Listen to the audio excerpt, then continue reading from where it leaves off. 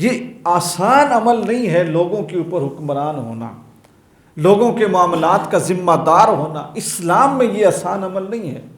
لوگ تو دوڑتے ہیں اس چیز کے پیچھے کہ مجھے حکومت مل جائے، مجھے امارت مل جائے، میں حکمران بن جاؤں، مرے جا رہے ہیں اس چیز کے اوپر کہ ہمارے لیے یہ ہو جائے۔ ایک مرتبہ آپ مدینہ سے باہر رات کو گشت کرتے تھے، مدینہ میں بھی گشت کرتے تھے، باہر بھی نکلتے تھے۔ ایک قافلے کی اطلاع ملی کہ حضور ایک قافلہ ہے جو مدینہ کی طرف آ رہا ہے، اور اس قافلے نے مدینہ سے باہر پڑاؤ کیا ہے، یعنی وہ قافلے والے ٹھہر گئے ہیں۔ اب جو شہر سے باہر ٹھہرے ہیں، دور سے آئے ہوئے ہیں، ان میں خواتین بھی ہیں، ان میں بچے بھی ہیں، جوان بھی ہیں، بوڑھے بھی ہیں، رستے کا ساز و سامان بھی ہے، کھانے پینے کی چیزیں بھی ہیں، تو کہیں ایسا نہ ہو ان کا کوئی نقصان ہو، یا چلو ان سے کچھ تاثرات تو لیتے ہیں کہ جس علاقے سے وہ آئے ہیں ان کا گورنر کیسا ہے۔ امیر المومنین جب وہاں پہ پہنچے تو خیمے سے باہر ایک خیمے سے بچوں کے رونے کی آواز آئی، چھوٹے چھوٹے بچے۔ اب جب چھوٹا بچہ جو 3 مہینے کا 6 مہینے کا ہوتا ہے، جب وہ روتا ہے تو ماں کو بھی، ہمسایوں کو بھی، سب کو تکلیف ہوتی ہے کہ بچہ کیوں رو رہا ہے، کیونکہ وہ بتا تو سکتا نہیں۔ تو آپ نے اس خیمے کے سامنے جا کے اس خاتون سے پوچھا کہ تمہارے بچے کیوں رو رہے ہیں؟ خاتون تو نہیں جانتی تھی کہ جس شخص سے میں بات کر رہی ہوں یہ 22 لاکھ مربع میل کا حاکم ہے۔ اس نے کہا امیر المومنین نے اعلان کیا ہے کہ جس وقت کوئی بھی بچہ اپنی ماں کا دودھ پینا چھوڑے گا نا، یعنی خوراک کھانا شروع کر دے گا، گندم کھانا شروع کر دے گا، دلیا کھانا شروع کر دے گا، جیسے اپنے ماں کے دودھ کو چھوڑے گا، عمر بن خطاب اس دن سے بیت المال سے اس کا وظیفہ مقرر کر دے گا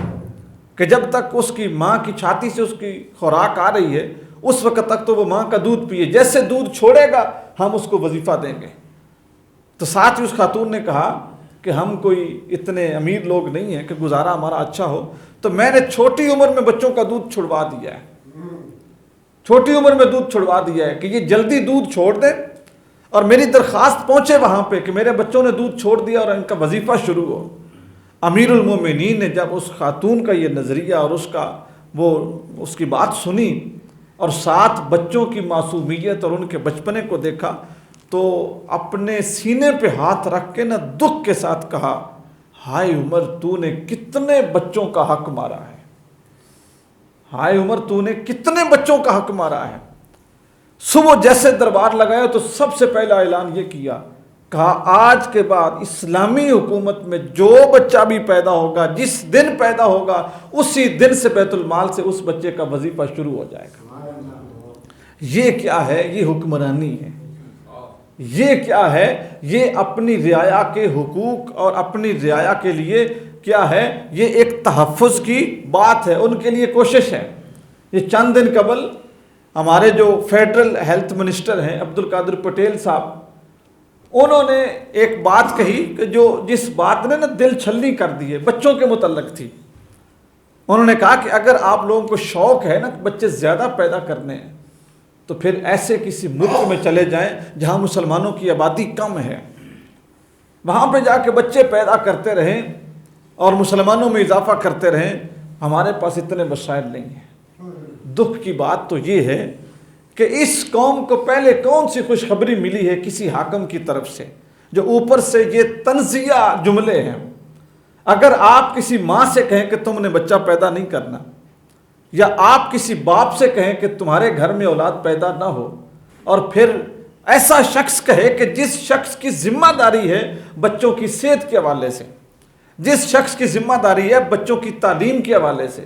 جس شخص کی ذمہ داری ہے بچوں کو خوراک اور بچوں کو لباس پہنچانے کے حوالے سے، وہ بندہ اگر اپنے ماتحتوں کو، اپنی رعایا کو یہ کہہ رہا ہو کہ بچے پیدا کرنے تو کسی ایسے ملک میں چلے جاؤ جہاں پہ مسلمان کم ہیں، آپ اندازہ کیجئے کتنا دل ٹوٹتا ہے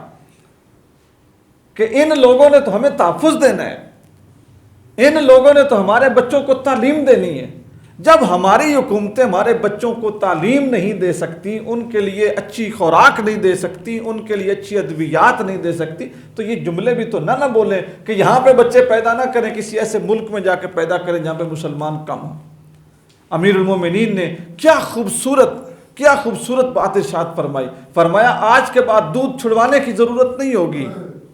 جیسے تمہارے گھر میں اولاد پیدا ہوگی ایسے ہی بیت المال سے تمہارے لیے وظیفہ بھی شروع ہو جائے گا۔